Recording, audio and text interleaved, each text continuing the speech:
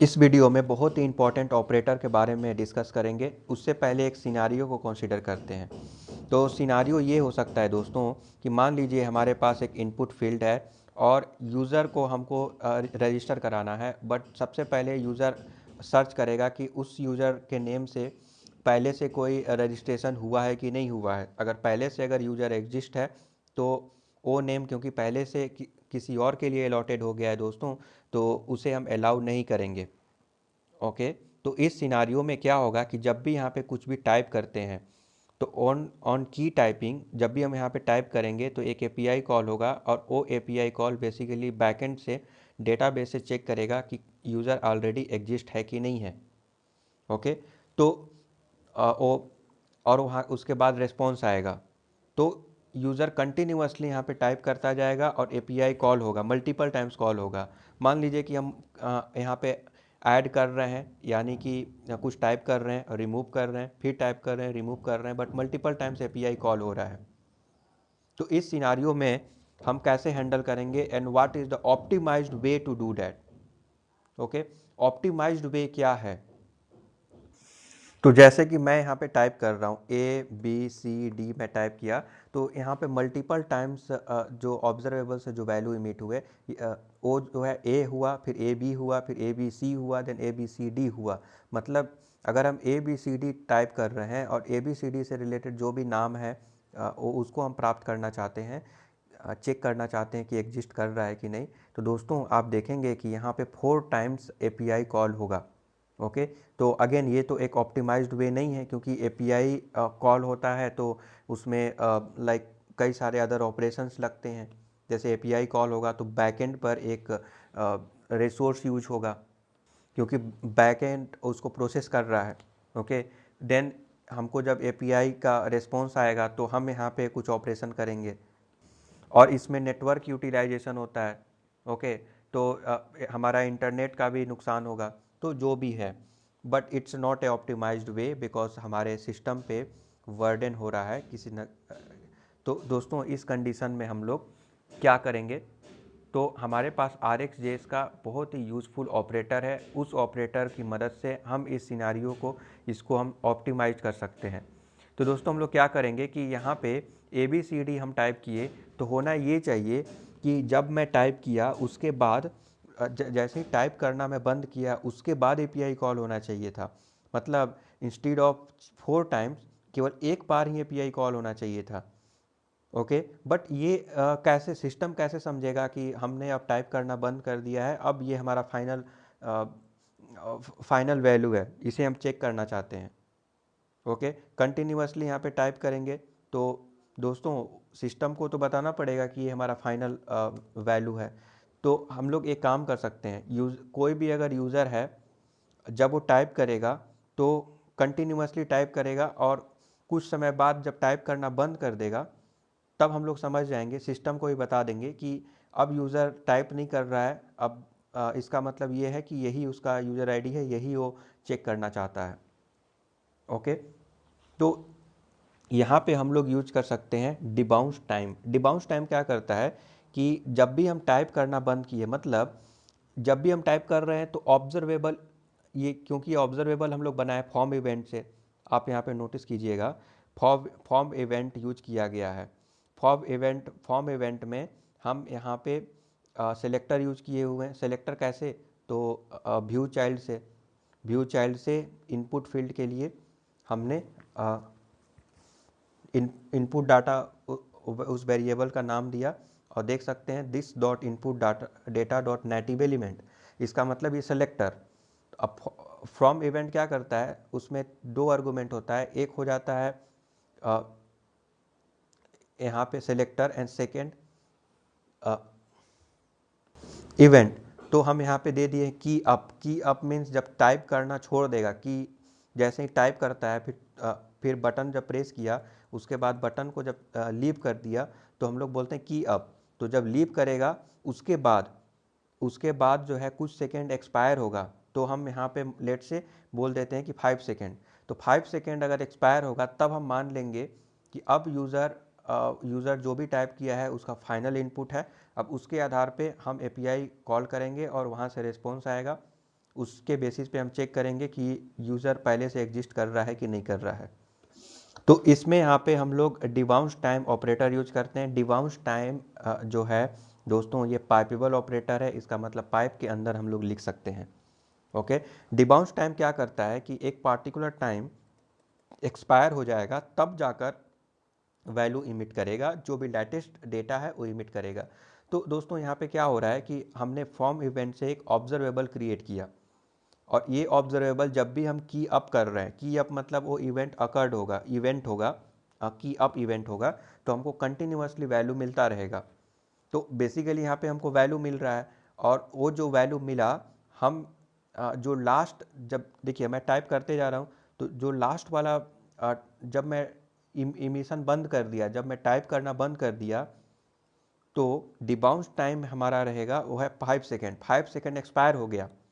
Okay, type करना means observable से last data emit होने के बाद 5 सेकेंड एक्सपायर हो जाने के बाद हमको फर्दर इसके बाद डेटा इमिट करेगा, और जो डेटा इमिट करेगा वो लेटेस्ट डेटा इमिट करेगा। मतलब ये कि मैं ABCD मैं यहाँ पे टाइप किया, तो ABCD टाइप करने के बाद क्या होगा दोस्तों, सबसे लास्ट में क्या टाइप किया था, D। ओके, तो क्योंकि लास्ट में D टाइप किया था, तो उसके बाद 5 सेकेंड एक्सपायर होने के बाद जो वैल्यू पास होगा वो लास्ट इमिटेड डेटा पास होगा। ये हो गया डिबाउंस टाइम। ओके, तो अब यहाँ पे दोस्तों अब जाहिर सी बात है, यूज़र अगर 5 सेकेंड तक टाइप करना बंद कर देता है तो हम उसे फाइनल मानेंगे और फिर API कॉल कर देंगे। बट दोस्तों एक और चीज़ यहाँ पे हो जाता है, मान लीजिए कि 5 सेकेंड के बाद यूज़र क्या किया कि जैसे ABCD था उसमें CD को रिमूव करके फिर से CD ऐड कर दिया, तो इस कंडीशन में क्या होना चाहिए, क्या फिर से API कॉल करेंगे, वैल्यू तो सेम है हमारा। तो इस लॉजिक के अकॉर्डिंग फिर से API कॉल हो जाएगा। डिबाउंस टाइम तो जस्ट वो चेक करेगा कि जब टाइपिंग हमने स्टॉप किया, मतलब जो ऑब्जर्वेबल से जो लेटेस्ट डेटा आया, आने के 5 सेकेंड एक्सपायर होने के बाद फर्दर उसको पास करेगा। ओके, तो यहाँ पे यहाँ पे CD डाल टाइप करके फिर से रिमूव कर दिया, तो वो तो वैल्यू तो सेम हुआ, तो API जो भी आएगा रेस्पॉन्स वो तो सेम आएगा। तो क्यों जो है, क्योंकि पहले से ही हमारे पास जो डेटा है वही क्यों हम दोबारा API कॉल कराएंगे 2 टाइम्स। तो इस कंडीशन में हम लोग दोस्तों डिस्टिंक्ट अनटिल चेंज यूज करते हैं। Okay, distinct until change. तो यहाँ पे देख सकते हैं कि मैं टैप ऑपरेटर यूज किया हुआ हूँ। टैप ऑपरेटर मतलब इस लेवल पे हमारा वैल्यू क्या था ये चेक करने के लिए मैं यूज किया था tap operator. And distinct until change, अब ये डिस्टिंक्ट अनटिल चेंज क्या करेगा, तो जब भी हम यहाँ पे टाइप कर रहे हैं लाइक ABC, और मैं सपोज BC रिमूव करके फिर से BC ऐड कर दिया, तो इस सिनारियो में क्या करेगा, डिस्टिंक्ट अनटिल चेंज चेक करेगा कि पहले जो डेटा आया था और अभी जो डेटा आ रहा है दोनों सेम है कि नहीं है। अगर दोनों सेम है तो उसको अलाउ नहीं करेगा, और दोनों जब डिफरेंट है, क्योंकि नेम से ही पता चल रहा है डिस्टिंक्ट अनटिल चेंज्ड, मतलब दोनों अगर डिफरेंट है तभी वो अलाउ करेगा, नहीं तो सेम डेटा अगर रहेगा तो कोई मतलब नहीं है ना, क्योंकि सेम API कॉल होगा सेम डेटा के लिए जो ऑलरेडी हमने हम लोगों ने कर चुके हैं। तो इस सिनारियो में हम लोग डिस्टिंक्ट अनटिल चेंज करते हैं। बट दोस्तों यहाँ पे आप नोटिस कीजिएगा कि मैं यहाँ पे debounce time distinct until change दोनों किया हूँ, और सब्सक्राइब करके जो हमको वैल्यू मिल रहा है एक्चुअल में इवेंट मिल रहा है, एक ऑब्जेक्ट मिल रहा है। ओके, मतलब ये जो ऑब्जर्वेबल है फ्रॉम इवेंट हमको ऑब्जेक्ट रिटर्न कर रहा है ना कि वैल्यू। तो क्योंकि ऑब्जेक्ट रिटर्न कर रहा है तो हमको तो चेक करना पड़ेगा, राइट, हमको चेक करना पड़ेगा इस ऑब्जेक्ट में क्या क्या है, उसमें वैल्यू भी रहेगा, जाहिर सी बात है। तो मैं यहाँ पे कंसोल लॉक कर देता हूँ इवेंट को,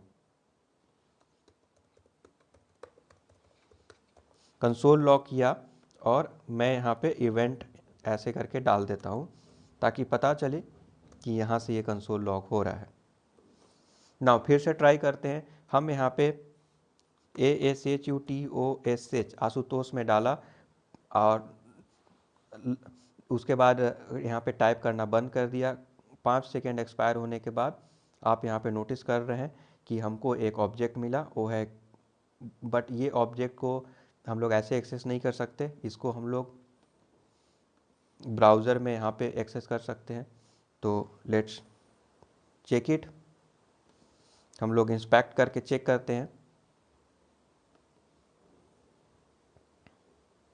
तो ओ पार्ट दोस्तों यहाँ पे नहीं दिख रहा होगा, बट मैं यहाँ ऊपर में अपना नाम टाइप कर रहा हूँ, आशुतोष। लेट्स सी हमारे पास आउटपुट क्या आता है कंसोल में। 5 सेकेंड एक्सपायर होने के बाद जो आउटपुट आया उसमें कई सारे डिटेल्स हैं यहाँ पे दोस्तों। उस डिटेल के अलावा यहाँ पे वैल्यू भी मिल जाएगा कहीं ना कहीं, तो मैं आपको दिखाता हूँ। तो यहाँ पे दोस्तों टारगेट आप देख रहे होंगे, टारगेट में अगर आप स्क्रॉल करेंगे तो आपको यहाँ पे दिखाई देगा। Let's see what is the value. Okay, तो दोस्तों ये रहा वैल्यू। तो वैल्यू में जो टाइप किया वो यहाँ पे मिल गया। तो दोस्तों यहाँ पे नोटिस कर रहे होंगे कि अपने आप में ये होल ऑब्जेक्ट है। ओके, बट मुझे ऑब्जेक्ट का क्या करना, मुझे तो वैल्यू चाहिए। तो मैं यहाँ पे दोस्तों टारगेट और वैल्यू यहाँ पे कर दिया, तो यहाँ पे वैल्यू यहाँ पे प्रिंट हो रहा है, देख सकते हैं। तो इवेंट के अंदर टारगेट, उसके बाद वैल्यू। अब ये दोस्तों क्या है, ये ऑप्शनल ऑपरेटर है। बेसिकली अगर टारगेट प्रेजेंट ना हो और वैल्यू प्रेजेंट ना हो तो कोई एरर ना दे, इसीलिए जो है यहाँ पे लगाया गया है। तो इससे आप कंफ्यूज मत होइएगा। तो यहाँ पे हमको वैल्यू मिला। नाउ हम लोग एस एच रिमूव करके फिर से ऐड कर देते हैं। और ध्यान रखिएगा डिस्टिंक्ट अनटिल चेंज हम लोग यूज करेंगे, कर रहे हैं। और डिस्टिंक्ट अनटिल चेंज यूज करने का मतलब ये है कि अब लेट से एक बार मैं रिमूव कर देता हूँ और फिर से मैं एस एच में डाला और 5 सेकेंड वेट करूँगा। इसका मतलब यही है कि वो डेटा जो है जब अलग होगा तभी हमको रिस्पॉन्स देगा। ओके, तो हम बट यहाँ पे नोटिस कीजिएगा तब भी हमको दे रहा है। मतलब मैं यहाँ पे टाइप किया आशुतोष, एस एच रिमूव करके फिर से ऐड कर दिया, तो डेटा तो सेम हुआ। डिस्टिंक्ट अनटिल चेंज तो पास नहीं करना चाहिए था, बट फिर भी पास किया। क्यों? क्योंकि दोस्तों ये जो इमिट हो रहा है वो ऑब्जेक्ट हो रहा है, और दो ऑब्जेक्ट कभी सेम नहीं हो सकते। ओके, दो ऑब्जेक्ट दोस्तों कभी सेम नहीं होंगे।